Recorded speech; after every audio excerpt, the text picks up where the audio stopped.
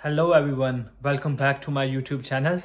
आज की इस वीडियो में हम बात करेंगे कि आपका पोलैंड का वर्क वीज़ा या विजिट वीज़ा क्यों रिजेक्ट होता है। इस वीडियो में हम टॉप 7 रीजंस डिस्कस करेंगे कि आपका वीज़ा क्यों रिजेक्ट होता है। तो इस वीडियो को स्टार्ट करने से पहले मेक श्योर आप ये वीडियो को लाइक करें और मेरे चैनल को सब्सक्राइब करें ताकि आपको फ्यूचर में मज़ीद ऐसी वीडियोस मिलती रहें। तो चलें हम सबसे पहली रीज़न पे आते हैं। तो सबसे पहली रीज़न वीज़ा रिजेक्ट होने की बनती है वो है आपका क्रिमिनल रिकॉर्ड। अगर आपके होम कंट्री बेशक वो इंडिया हो या बेशक पाकिस्तान हो, अगर वहाँ पे आपका कोई पुलिस केस आपके ऊपर चल रहा है तो उसकी वजह से आपका वीज़ा रिजेक्ट हो सकता है, बल्कि हो सकता नहीं है, हो जाता है। तो अगर आपके ऊपर कोई पुलिस केस नहीं है तो आप सबसे पहले अपना एक पुलिस करेक्टिव सर्टिफिकेट अपने पुलिस स्टेशन से निकलवा के अपने वीज़ा एप्लीकेशन के साथ ज़रूर सबमिट करवाएं। इससे ये होता है कि एम्बेसी को पता लगता है कि आपके ऊपर कोई भी पुलिस केस नहीं है। तो चलें अब हम सेकंड पॉइंट पे आते हैं जिससे आपके वीज़ा रिजेक्ट होने का चांस होता है। द सेकंड रीज़न इज़ अगर आप एम्बेसी में कोई भी इनवैलिड ट्रैवल टिकट सबमिट करा दें। हमेशा आपको मेक श्योर करना चाहिए कि जो भी आप अपनी ट्रैवल टिकट जमा करवा रहे हैं वो बोथ वेज की टिकट हो, क्योंकि आपने एम्बेसी को ये यकीन दिलाना है कि आप अपने वीज़ा जैसे ही आपका ख़त्म होगा आपका प्लान है वापस आने का, इसलिए आपको बोथ वेज की टिकट जमा करवानी चाहिए। आप जो अपनी वैलिड टिकट है वो किसी भी ट्रैवल एजेंट के पास जाके सिर्फ आपने रिजर्वेशन करवानी है।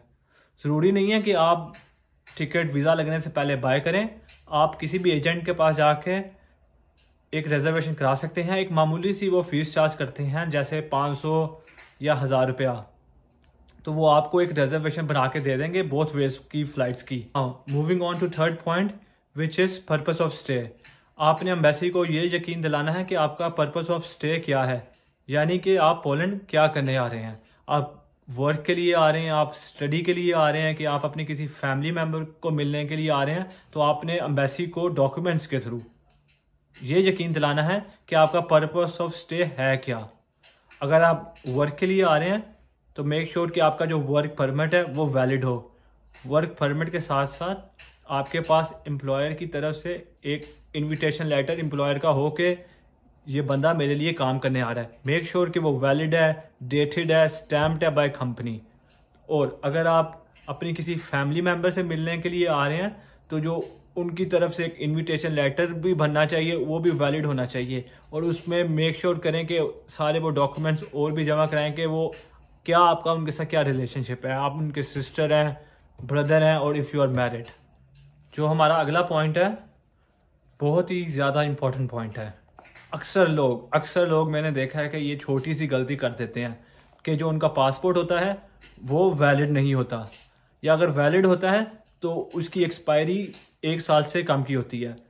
तो अगर आपने अपना वीज़ा रिजेक्ट होने से बचाना है तो आप मेक श्योर करें कि आपके पासपोर्ट की वैलिडिटी 1 साल से ज़्यादा की है, क्योंकि जो यूरोप का डी नेशनल वीज़ा आपने वर्क के लिए अप्लाई करना है या आपने विजिट के लिए अप्लाई करना है, वो आपको 1 साल का पहले वीज़ा देते हैं।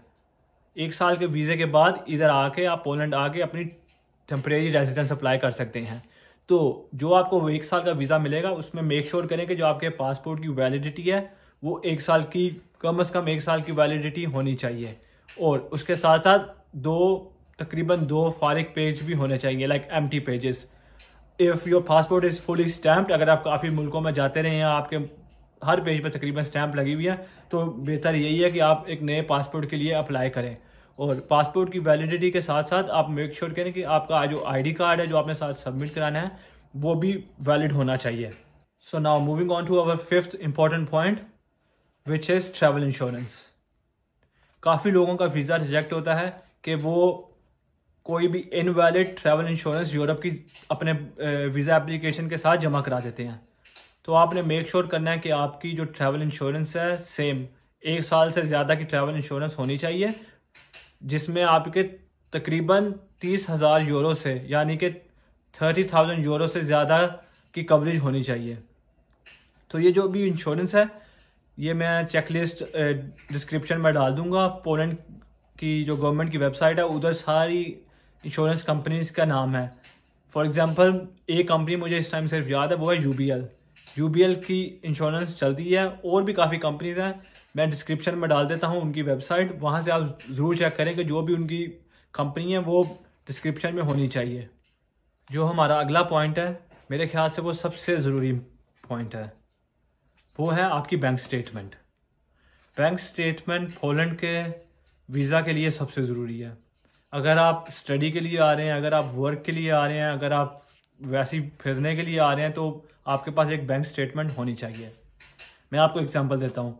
फॉर एग्जांपल अगर आपने वर्क वीज़ा के लिए अप्लाई किया है तो ज़रूरी नहीं है आपके पास काफ़ी बड़ी बैंक स्टेटमेंट हो। वर्क वीज़ा के लिए आपके पास आपने सिर्फ ये शो उन्हें कराना है कि आपके पास 1 महीने का खर्चा है, क्योंकि जैसे ही आप पोलैंड आएंगे आपको उसी वक्त आपकी वेजेस या आपकी तनख्वाह तो नहीं ना मिल जाएगी। तो आपने उनको शो कराना है कि जी मेरे पास 1 महीने का खर्चा विद रेंट, ये पैसे मैं आपको दिखा रहा हूँ अपनी बैंक स्टेटमेंट के थ्रू। तो वो आपने शो कराने हैं। अगर आप स्टडी के लिए आ रहे हैं तो जाहिर सी बात है आपको काफ़ी बड़ी बैंक स्टेटमेंट शो करानी पड़ती है, तकरीबन 15 से 20 लाख की। अगर आप वर्क के लिए आ रहे हैं तो तकरीबन आई वुड से 3 या 4 लाख या इवन 2 लाख की भी बैंक स्टेटमेंट काफ़ी होती है। तो बैंक स्टेटमेंट आपने शो करानी है। और इसके साथ साथ अगर आप पहले जॉब करते थे तो अपनी प्रीवियस जॉब की सैलरी स्लिप्स भी लास्ट 3 मंथ्स की ज़रूर लगाएं। अगर आप बिज़नेस करते थे तो आपने अपने बिज़नेस के डॉक्यूमेंट्स, टैक्स पे करते थे तो आपने अपने टैक्स के डॉक्यूमेंट्स जैसे कि NTA number. Now our last point which is company profile. जो कंपनी प्रोफाइल है काफ़ी ज़रूरी है। अगर आप वर्क के लिए आ रहे हैं तो मेक श्योर करें जो आपकी कंपनी है काफ़ी अच्छी कंपनी है पोलैंड के अंदर, मतलब कि आपकी कंपनी टैक्स पे करती हो पोलैंड के अंदर, जूस देती हो। जूस इनका एक टैक्स सिस्टम है जो पोलैंड में है। तो आपने इंटरनेट पर सर्च करनी है कि आपकी कंपनी टैक्स देती है या फिर वो जूस के सिस्टम पे रजिस्टर्ड है। अगर आपकी कंपनी टैक्स पे करती है तो आपके वीज़ा के चांस काफ़ी बेहतर होते हैं। फॉर एग्जांपल अगर कोई बंदा किसी नई कंपनी में जो बिल्कुल भी अभी तकरीबन 1 महीने से भी नहीं टैक्स दे रही, उसके वीज़ा लगने के चांस काफ़ी कम होते हैं।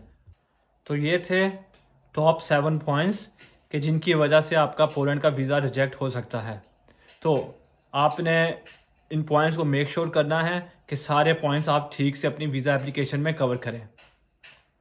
उम्मीद है आपको ये वीडियो पसंद आई होगी। अगर आपको ये वीडियो पसंद आई है तो ज़रूर लाइक करें और इस चैनल को ज़रूर सब्सक्राइब करें, which helps in creating new videos. अगर आप सब्सक्राइब करेंगे तो मेरा भी दिल करेगा कि जी मैं अपनी ऑडियंस के लिए और वीडियोस ऐसे टॉपिक्स पे बनाता रहूं, या आपको यूरोप दिखाऊं, या अगर आपने पोलैंड देखना है पोलैंड दिखाऊं आपको, तो ज़रूर इस चैनल को सब्सक्राइब करें और इस वीडियो को ज़रूर लाइक करें।